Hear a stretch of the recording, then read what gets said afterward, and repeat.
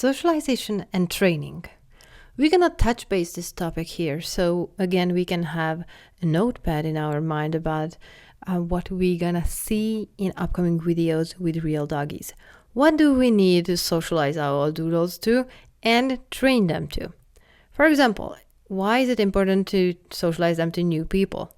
Whenever they're going to meet with the groomer, that's going to be a new person, a new people to meet with, and the new people to be comfortable with. So in case your doggy is hesitant or having a hard time warming up to new people, then you really need to work on this, because that can really set back the experience with the grooming.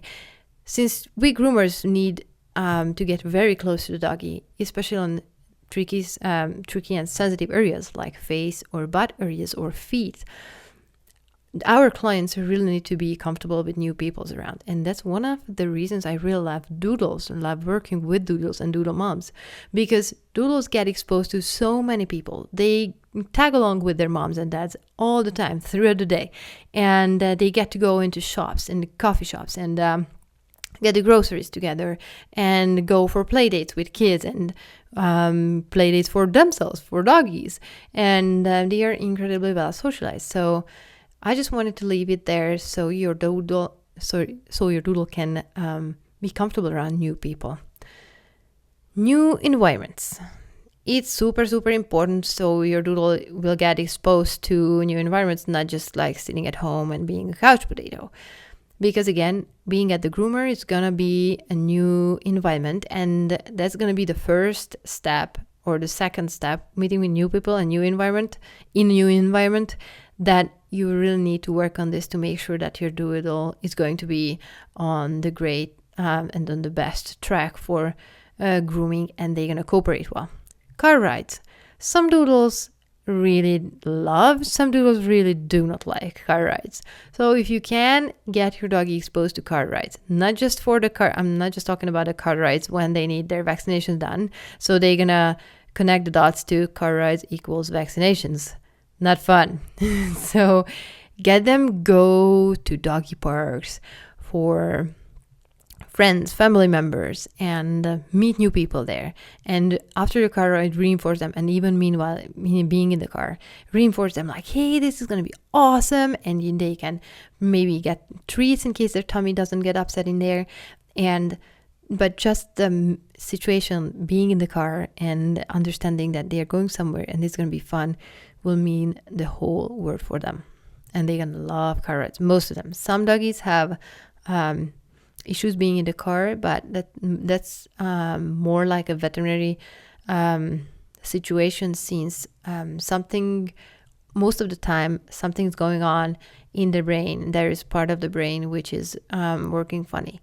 So I'm not sure which one. That's absolutely a veterinary topic. So you can ask your vet what might be going on with your doodle and maybe get some help. Some doggies grew out of it. When some doggies who get exposed to enough car rides, they will get to love it. Doggies who have neurological problems will have hard times about car rides for most of their lives. So it can be tricky, but most of the time you can solve this and you can get your doggy love the car rides. You need to expose your doggy to new pets. At the groomer, they're going to meet with a lot of other doggies most of the time, or at least a few, because most of the groomers have pets. So, and they prefer working around them, having them around. So it's very important to keep your doggy comfortable around new pets. Let it be puppies or adult ones or elderly. Again, exposure is the best bet here, with keeping sharp eye out for any kind of misunderstanding between two doggies. Grooming equipment. Again, that's another step which we can practice separately. All of these training tips and tricks and grooming parts will better be practiced separately, because whenever we expose the doggy to multiple things at a time, like taking a car ride, meeting a new person at the groomer, being in a new environment, meeting with a lot of pets. We did not even touch the doggy with the grooming equipment, yet they already got exposed to 4 totally new things, which can be extremely, it can have an extreme effect on the doodle's behavior. So getting them used to them separately, and by the time you're going to get to the 5th part, in grooming equipment, it's going to be already a ton of experience under their sleeve. So they're going to be much more cooperative for the fifth one when it comes in a row. So getting your doggy exposed to brushes, combs, bath time, parts like that will, in separate situations, will help them to get comfortable around them. Huge. And your groomer will love you both for that. And you're going to get an amazing report card whenever it comes to grooming at the groomer. Getting familiar with the grooming workflow. I think it's extremely important for doodle moms and dads to know what is happening to their doodle at the groomer and to be able to pick whatever they want to get done for the doodle. For example, in case you just got a puppy, you probably want to know what kind of grooming steps should you take your doodle to get done. For example, you don't want to expose a puppy to a full body haircut with bath and blow dry at the groomer. So you probably want to start with a face feed and fanny trim, which is about 30 minutes, and your doggy will be probably fine for that in case you practice at home a little bit. So a face feed and fanny is an amazing way to go, but you need to know the grooming workflow, like what can be done and when. So keeping that in mind is amazing, and knowing whether to brush or comb first, and whether to brush, comb, or give a bath, and in which order, whether you can give a bath without brushing or without combing or without anything, just a bath. And things like that is very, very important to keep your doggy's coat nice and tangled and mat-free and your doggy comfortable.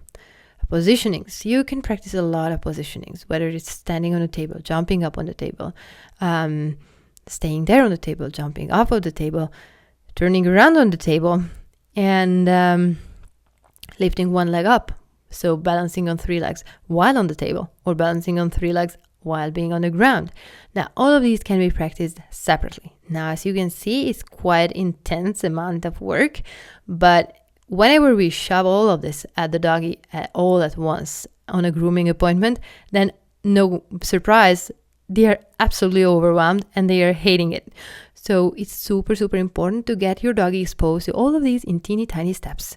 And one by one, in separate situations, like you're practicing positioning this day and only to jump on the table, or staying on the ground, but you're going to lift up one leg, or you're going to lift up the 2 front legs to take a peek at the pee-pee.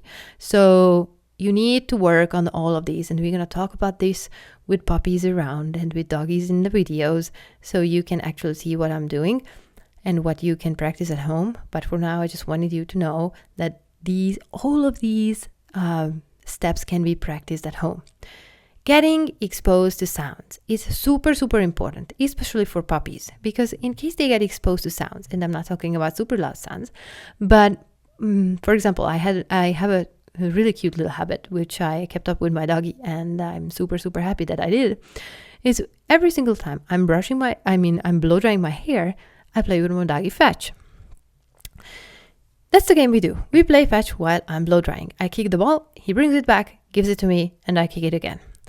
And he got exposed to the blow dryer in a way that he was not even aware of that we are training for the blow dryer. And it was so much fun for me because both of my hands could stay clean, and I was able to kick the ball. It's also an amazing way to keep your doggy exercised whenever it's a rainy day and you don't want him or her to get all muddy on every single body part, and you need to hose him or her down after that. So getting the doggy exposed to sounds in a fun way, and all of the grooming steps needs to be in a fun way, or better be done in a fun way. But sounds can be pretty intense, and if you connect it with playtime, that's going to be very, very helpful for your doodle, and they're going to love it. Every single time I just touch the blow dryer, I don't even get to plug it in. My doggy hears it and appears with at least one ball stuffed in his mouth. So that's how awesome it worked out for us. So you can do the same thing. And the earlier you start, the better. I highly suggest you to get a hairdryer silencer on the end of your blow dryer. So it's going to take off the edge of the blow dryer, and it's going to be much more comfortable for your doodle. So you can keep their hearing intact even at the golden age. Sensations. You can get your doggy used to different sensations, like how does it feel when you run your fingers through his coat? How does it feel when you run the brush through his coat or the comb? Or better yet, you have something vibrating at home like your toothbrush, and you put it in a Ziploc and you get the doggy exposed first to the sound and then the sensation as well. So they can get prepared. How does it feel when they are using the clippers on their hair, whenever they are trimming the hair? The vibrating part is a little bit advanced, so you don't want to expose an 8-week-old puppy to that, because there are already crazy amount of things you can do for the puppy before you would reach that stage to get a haircut. Because first you need to get comfortable around the face, feet, and fanny, and sound and positioning, and car rides and new environment, people, etc. What we were talking about. So keeping that in mind and getting your doggy prepared to sensations, and later down the road, sensation of the blow dryer, not just the sound, then your doggy will be incredibly cooperative and confident for the grooming, not just at home, but also the groomer. And you're going to get such a report card that you never ever dreamed about that. Awesome.